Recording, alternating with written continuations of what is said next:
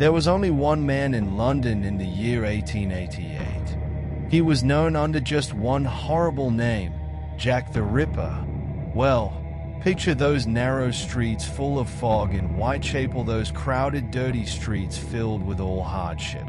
Everyone was fighting a battle already against poverty and crime, and all kind of misery. But along came this mysterious man in the guise of bringing into everyone's lives something which seemed like just fears.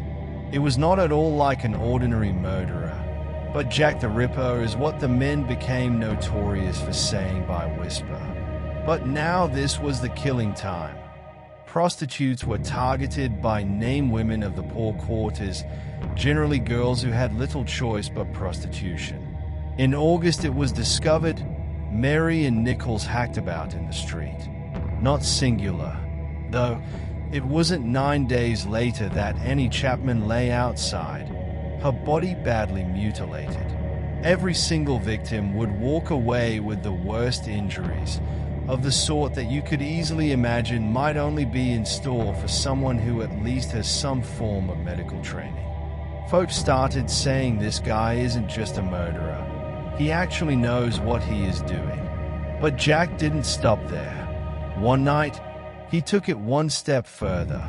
It's what they call the double event. 2 women were killed on the same night, one of them being Elizabeth Stride and Catherine Eddowes.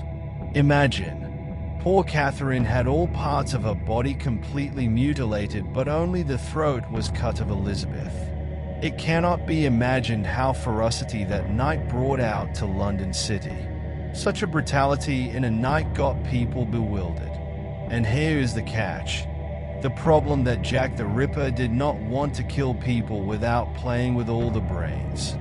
He started sending his letters to the police and newspapers, taunting them, almost sneering right in front of their meaningless attempts to catch him.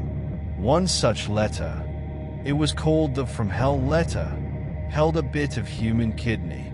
It must have been a shock down the spines of everybody.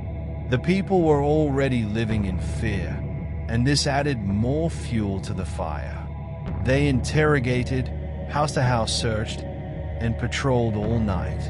They suspected butchers, doctors, even some aristocrats and royals, but none of them really fitted the bill. The name Jack the Ripper spread everywhere, and it was to become the darkest London legend. Some people refused to go out at night, wondering if he would again. His last known victim was Mary Jane Kelly, who was found in November, and the modus operandi of killing her was even worse than for the others.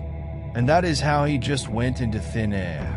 To some, he died, and to others, he just left the city, while there are even those believing that he was hiding out in the open. Nonetheless, until today, the world has no idea what he really was.